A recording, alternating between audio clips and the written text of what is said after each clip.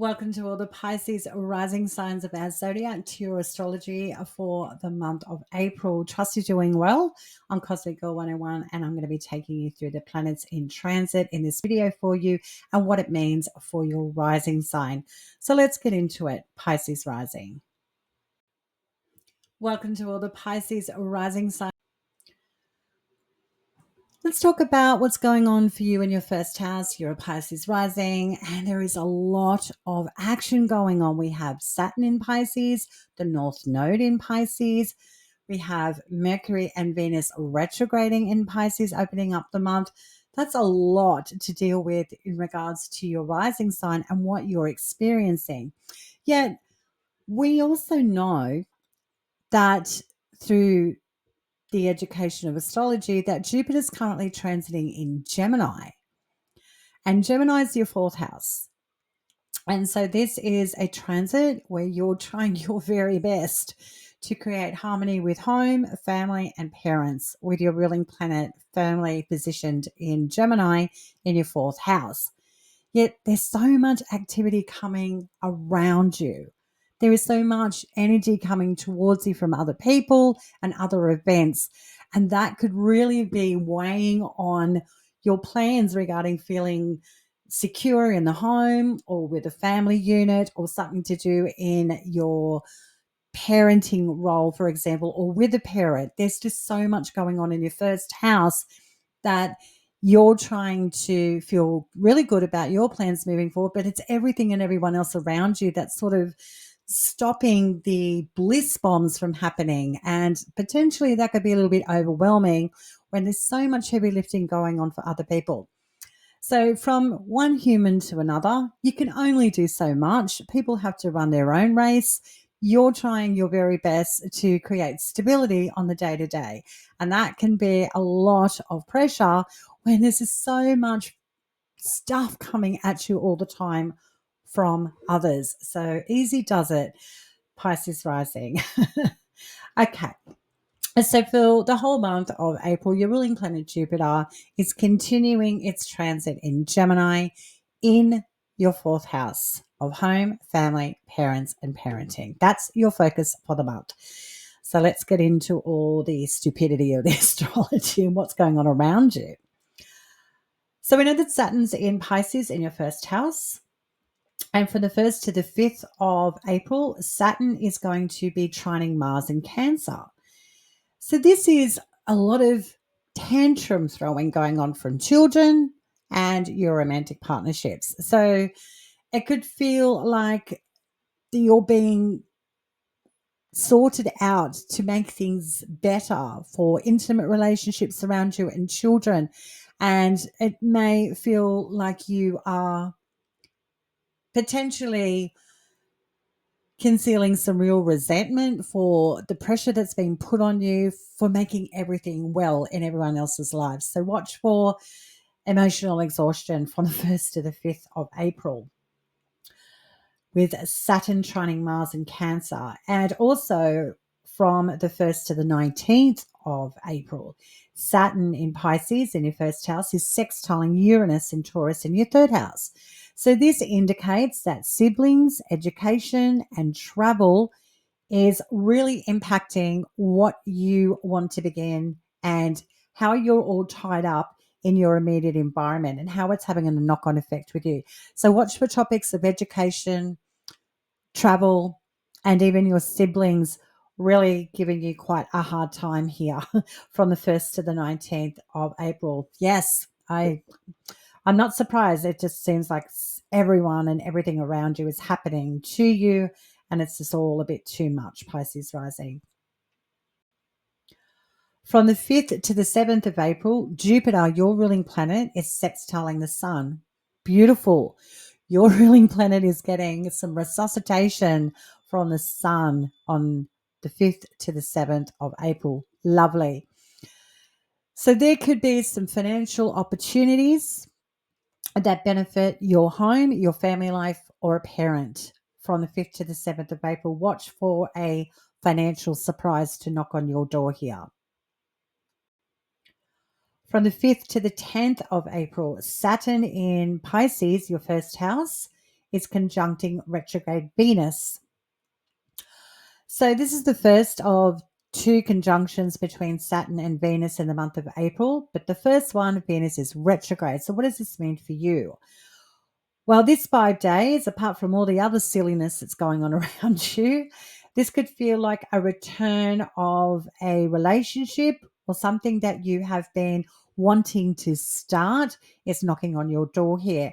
So watch for returned inspiration that has you seriously thinking about uniting with something or someone in unison to bring something to fruition in your life regarding something that is lovely. On the 10th, Venus stations direct in your first house of Pisces. Good news for all of us. But Venus now direct, the opportunities for harmony, peace, and uniting with people becomes a little bit more organic. So things may start to settle down for you with people around you from the 10th of April moving forward. Thank the goddess for that. On the 13th, we have a full moon in Libra, and this is lighting up your eighth house of other people's resources. So you might find that other people are having some big financial wins on this day. This could be legal disputes coming to resolution. This could also be financial opportunities regarding contracts for other people, or just other people having some big financial wins on this day, on the 13th of April. I think you'll be celebrating people's small feats. April 17 to May 10, Mercury ingresses into Aries, your second house of finance, livelihood, and possessions. Great position for Mercury to be in Aries in your second house again, because Mercury is the researcher. Mercury is the social planet. Mercury is about the details. And in his second house of livelihood, possessions, and finance, this is all about where can I get the good deals? Who do I need to rub shoulders with that can benefit me financially? So expect to be on the move when it comes to sifting out the wheat from the chaff regarding what brings you wealth moving forward, with Mercury in Aries in your second house from April 17 to May 10. On the 18th of April, we see Mars ingressing back into Aries and Leo until June 16. With Mars and Leo, this is a great transit to overdo it when it comes to work. So watch for overextending yourself with your physical body, and watch for overcompensation when it comes to, I'll take on that extra shift. I can do that other task, even though I know I've got a ton of work to do. So easy does it, Tiger, with Mars going back into Leo in your sixth house of work from the 18th of April to June 16. Balance is the key here. On the 19th, the Sun ingresses into Taurus, your third house, for 4 weeks. Yep, it's all about your siblings, travel, and education highlighted here for 4 weeks. So, what does this mean for you? Well, you're all in it. The third house is connected to your first house. So, you might be ready to move into different environments, connect with new, different people, places, and faces for 4 weeks. So, you might be literally moving around and doing a lot of travel, a lot of talking, a lot of negotiations, excuse me, with siblings, travel, or educational topics and subjects. From the 21st to the 27th, we now see the second conjunction with Saturn and Venus happening in Pisces in your first house. Well, now that Venus is direct, that umming and ahhing about what you wanted to start, what you wanted to begin a new relationship with, what you found attractive, actually starts coming to pass. So you're moving forward and taking action regarding things that make you feel like you're connected to something and that you're beginning something new for yourself finally from the 21st to the 27th of April. On the 27th, there's a new moon in Taurus in your third house of education, travel, and siblings. The moon's exalted in Taurus. This is a wonderful zodiac sign for the moon to be in, and a new moon, no less, is nothing to sneeze at. So we have quite new beginnings happening here for you regarding something that's been habitual. Well, That's starting to change now, and it's something exciting. It could have to do with youth, food, agriculture, or health from the 27th of April when we are talking about the subjects of travel, education, and siblings. On the 30th of April, Venus ingresses back into Aries in your second house, joining planet Mercury until June 5th. Mercury is really happy doing the investigation and helping you find out financial opportunities for yourself in Aries, where Venus, not so happy in Aries. So, what does this mean for you moving forward from the 30th of April to June 5th? Well, watch for self sabotaging behaviors, cutting your nose off to spite your face.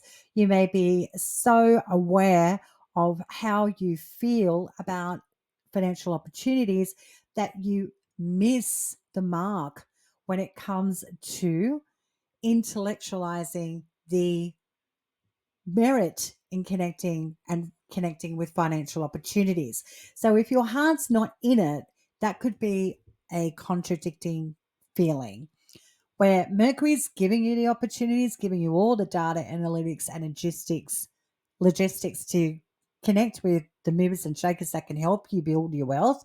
But Venus will have you feeling like my heart's not in it, but Mercury's going to help you intellectualize. So do we always trust our heart? Sometimes we need to look at the cold, hard facts, which I think Mercury is providing you when it comes to livelihood, possessions, and your finances. So Venus can sort of be a little bit blocking here. So watch for feeling torn from the 30th of April to June 5th when it comes to financial opportunities with your livelihood, possessions, and money. So that's your astrology for the month of April, Pisces rising. I trust you have yourself a wonderful month. If you have any astrological questions, you can contact me at cosmical101 at protonmail.com. Till next time, stay cosmic.